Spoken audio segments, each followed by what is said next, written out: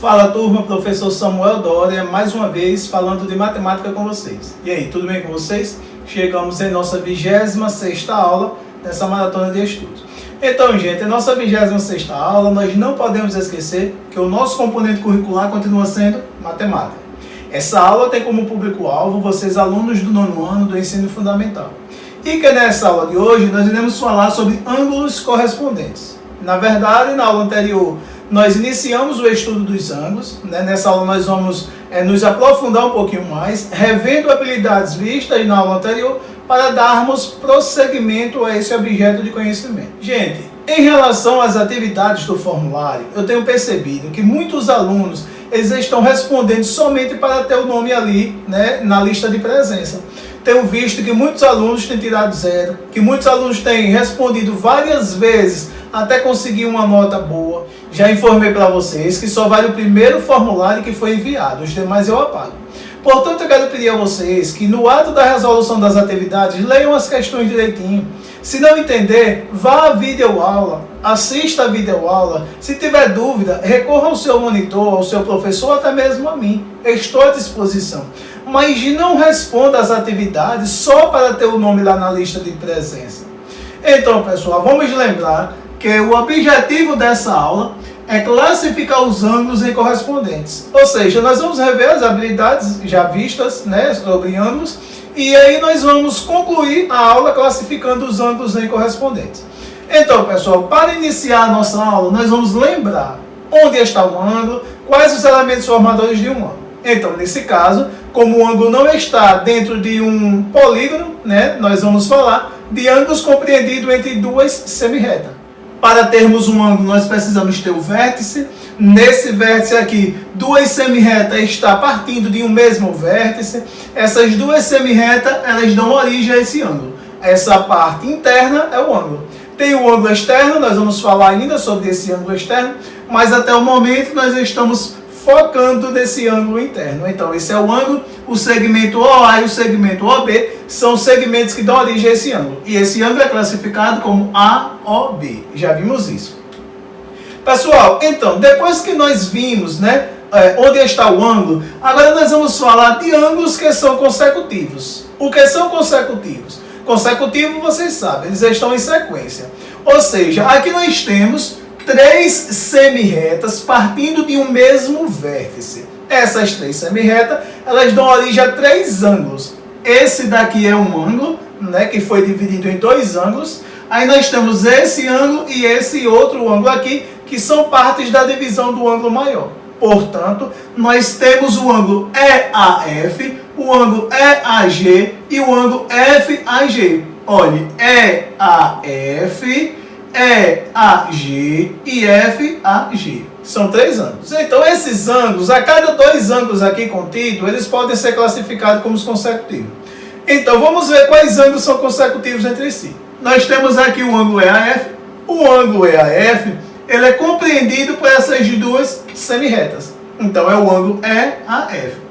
Depois, nós temos o ângulo EAG. EAG. O que o ângulo EAF e o ângulo EAG, eles têm em comum? Eles têm um lado em comum, é o lado AE. Esse lado AE, ele serve para escrever os 2 ângulos. Como eles têm um lado em comum e são escritos no mesmo vértice, eles são consecutivos. Portanto, nós estamos vendo que 2 ângulos escritos no mesmo vértice com um lado comum, eles são considerados ângulos consecutivos. O ângulo EAF e o ângulo FAG também são ângulos consecutivos. E o ângulo FAG e o ângulo EAG também são considerados ângulos consecutivos. Então, 2 ângulos são considerados consecutivos quando eles estão escritos no mesmo vértice e possuem um lado comum. Então, pessoal, nós generalizando, vamos dizer que 2 ângulos que possuem o mesmo vértice e têm um lado comum são denominados ângulos consecutivos. Então, aí dos ângulos classificados anteriormente como consecutivos, 2 entre si vão ser classificados como adjacentes. Primeiro vamos entender, para ser adjacente deve ser consecutivo primeiro. Então, aí nós estamos dizendo que o ângulo EAF e o ângulo FAG, eles são ângulos consecutivos. Se eles são consecutivos, Aqui agora nós vamos ver se há a possibilidade deles serem adjacentes. Para serem adjacentes, eles precisam ser consecutivos e não possuir ponto interno comum. Ou seja, o ângulo EAF e o ângulo FAG, eles têm o lado AF e o lado AF em comum aos dois. Então, eles são consecutivos. Segundo, o ângulo EAF, que é esse ângulo aqui, e o ângulo FAG, que é esse outro ângulo aqui, eles não apresentam pontos internos comuns. Portanto, eles são considerados adjacentes. Aí nós vamos generalizar. Nós vamos dizer que dois ângulos consecutivos que não possuem pontos internos comuns são denominados adjacentes. Vimos consecutivos, agora estamos vendo adjacente. Então, pessoal, como nós vimos consecutivos e adjacentes, agora nós vamos falar de ângulos correspondentes. Nós já vimos na aula anterior quando dois ângulos são opostos pelo vértice. Nós vimos que ângulos opostos pelo vértice, eles são congruentes. Aí aqui nós vamos falar de ângulos correspondentes.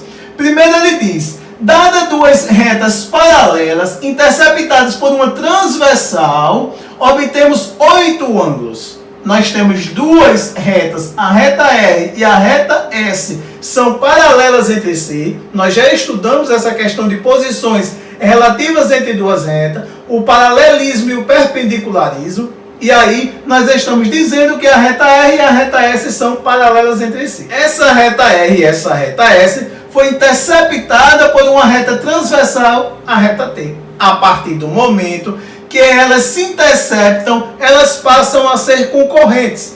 A reta R e a reta T são concorrentes entre si. A reta S e a reta T também são concorrentes entre si. O que é ser concorrentes? Possui um ponto comum, ou seja, o vértice, que é onde elas se interceptam, é um ponto pertencente às duas, é onde elas estão sendo concorrentes entre si. Aí, nesse vértice, dá origem a um ângulo de uma volta completa, 360 graus. Como esse ângulo ele foi dividido em 4 partes iguais pelos segmentos de medida que formam as retas, nós teremos ângulos opostos pelo vértice. Olha, o ângulo A e o ângulo C são opostos pelo vértice. O ângulo D e o ângulo B também são opostos pelo vértice. Aqui nós temos que o ângulo E e o ângulo G são opostos pelo vértice. O ângulo H e o ângulo F oposto pelo vértice. Mas aí, nós vamos agora explorar outra habilidade, que é quando nós vamos classificar ângulos como correspondentes. Primeiro vamos entender. Aqui, para a sua visualização, ficou fácil. Eu coloquei os ângulos considerados correspondentes entre si, pintados da mesma cor. Por exemplo, o ângulo A e o ângulo E, eles são ângulos correspondentes. Portanto, eles são congruentes. Eles medem as mesmas medidas. O ângulo D e o ângulo H também são ângulos correspondentes, congruentes. O ângulo B e o ângulo F também são ângulos correspondentes. E o ângulo C e o ângulo G, ângulos correspondentes. Então, gente, nós destacamos aqui na posição entre os ângulos e nós vimos a formação desses ângulos, retas paralelas, cortadas por transversais, deu origem a 8 ângulos, onde nós temos ângulos opostos pelo vértice e temos ângulos correspondentes.